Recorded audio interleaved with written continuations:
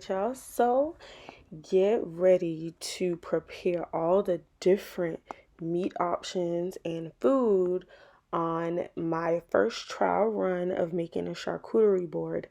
I'm really excited about it. It turned out really well. I put my own little spin on it. So here you see some shrimp and some chicken.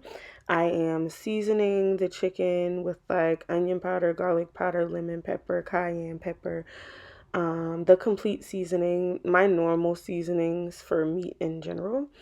Um, I am actually making sure I season both sides. So you'll see me flip it over. That's smoked paprika as well. That's a staple in my seasoning cabinet. And then I sprinkled some Old Bay and some Fiesta seasoning on the shrimp that I was also going to include. Oh, and some seafood seasoning from Red Lobster. I forgot about that. Here, this is me preheating my, actually no, I already preheated it. So I'm adding the chicken and I'm adding the shrimp at the same time. Um, for efficiency purposes, I don't have time to be waiting all day. So here I am chopping up an English cucumber. These are my favorite. And also this particular knife, it came out of a set that I got from Amazon. I will link it down below. Next, we're going to move on to me chopping up all of the peppers. I wanted it to be colorful, so that's why I got 3 different ones. I actually like peppers with like ranch on like those veggie trays, so I was very excited about chopping all of this up.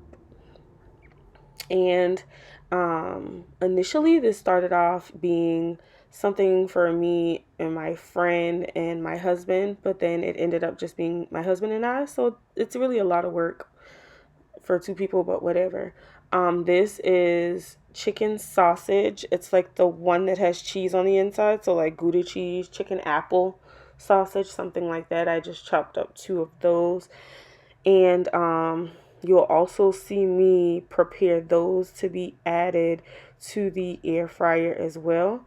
I actually like my sausage to be a little burnt. So there's that. I didn't necessarily wait for it all the way, but I did, in fact, put the sausage in there. I did preheat it though. So for the dips for this charcuterie board, I'm using this Southwest Ranch for the cucumbers and the peppers. And then I have caramel dip because I'm also going to add apples to the charcuterie board once we get to that portion of it. So here I just added that sausage. I was trying to do this without using like a fork or a spoon, and as you can see, like the caramel, I had just bought it that morning, so it was a little stiff, but I was able to get it out without using that. But then I ended up having to use one anyway because these were too big, and my charcuterie board actually comes with like the dipping containers, so whatever. This was actually me wasting my time. Enjoy these few moments of me wasting my time. All right, now to the fun part. So this is the charcuterie board that I have. I will also link it. It's from Amazon. Someone actually bought it for me as a housewarming gift. I had it on my list. Shouts out to Shalma for purchasing it for me. It's very nice. As you can see, it has like an additional piece there, and then that part slides out and has all the utensils and stuff. Now, of course, I did go ahead and clean this off camera. There you see I moved the dips to the dipping sauce container, canister, whatever you call those things. Here you'll see me assembling the charcuterie board, which, to be honest with you, this probably took the least amount of time, but it definitely required a lot of attention. And so here you just see me adding the peppers to the tray, adding the cucumbers, which I previously added, and then you'll see me at some point add some radish to the center. And believe it or not, because this came out so well, this is actually going to be something that I do for Christmas Eve for my family. I'm going to try to put a few different things. I don't know what those different things are going to be, but I'm going to try to put a few different things on here. So that's me adding the radish that I was talking about. And I like rinsed all of the radish in the bag out and then poured the water back out. So don't come for me. I clean all my meat, vegetables, all that. Okay? Please note, everything has been cleaned and prepped appropriately. Now for the fun part. So, in order to make the pepperoni rolls making easy, use a glass. Now, this rolls is big. One, because I got the big pepperoni. Hindsight, I'll get the small ones next time and use one of my smaller glasses so that I can have several small ones. And so like when people pick them up, they can just get one. But it seemed easy, of course, when I watched other people do it on the internet. Of course it did. And then when I finally like flipped it over the first time, it was a little wonky and I didn't like that. See what I'm saying? It be the y'all make this junk look super easy on the internet. I go try to do it and it's not as simple. And then I twisted it around and I was like, oh, okay. Not that bad. I look like I know what I'm doing.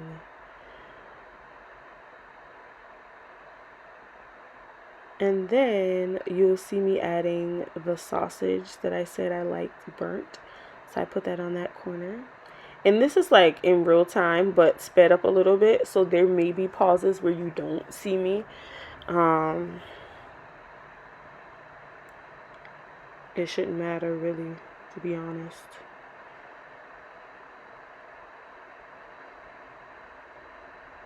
Next, I'm going to add the shrimp. And in a lot of cases, these grooves on the side are for like crackers and cheese and stuff, so you can have them kind of in that like laid stacked look. But I used it to kind of frame what I had added on there. Of course, the creativity of a charcuterie board is that you can do it however you please. So here you see me adding some of the chicken wings. Obviously, I cooked way more than this, but this was just for that purpose. So my silly self went to go add the rolls. Like I was going to add the cup to it to kind of keep the form while it was sitting there. And I don't know what else. I don't know how it got water in it. I don't know what was happening. Oh, I think I was like using water for something else that I was doing. And I just got some water with that same glass because it was sitting there. And yeah, so I had to do this all over again. Just in the future, just leave the glass in there until the very last second. I think that's what I would do in the future. But yeah, here we go. Adding it again and twisting it, and as you can see, I let it stay that time.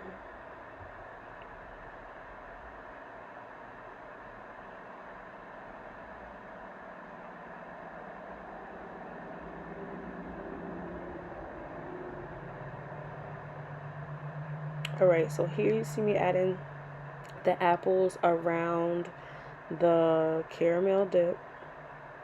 I just feel like that was logical, you know?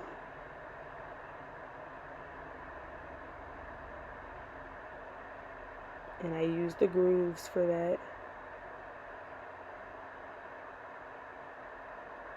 Here we go.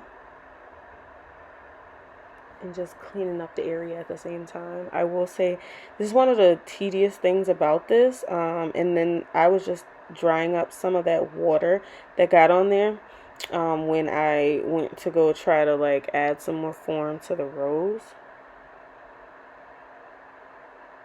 So this part of the charcuterie board that's coming up, this is going to be the part where we're adding like the logical things on a charcuterie board.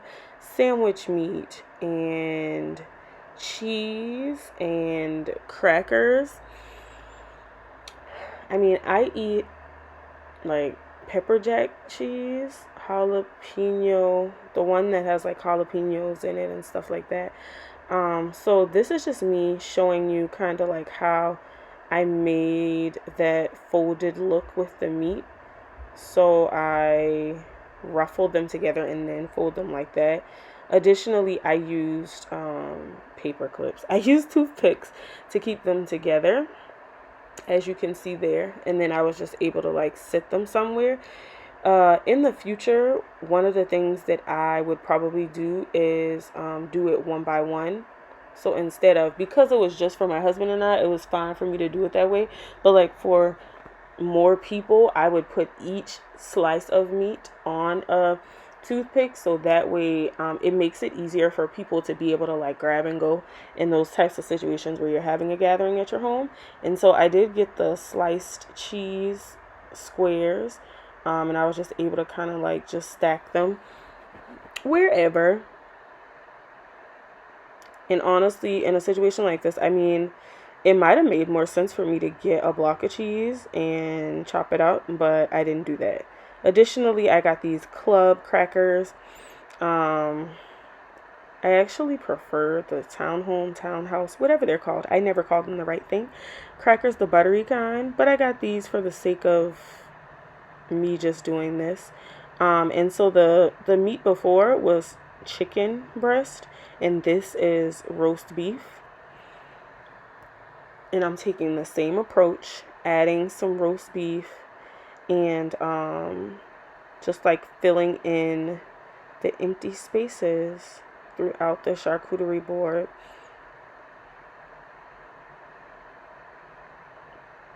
I feel like I was so excited about like how this kind of turned out. You should have seen me. I was sharing it with my friends, and my mother-in-law actually said, hey, I think we should have one of these for like Christmas Eve. Now, to be honest with you, I'm not interested because I already have to cook Christmas dinner, and this takes a little bit preparation. But I'm gonna try, not necessarily to recreate this one, but I'm just gonna try it with like things that I know people like.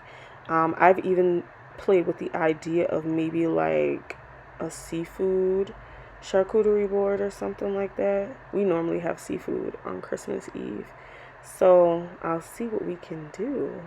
I don't know. My wheels are turning though. But yeah, this is like a whole lot of fun. It allows you to be creative. I would definitely suggest going on Pinterest and looking at a few things just so you can see what's out there and kind of come up with your own ideas.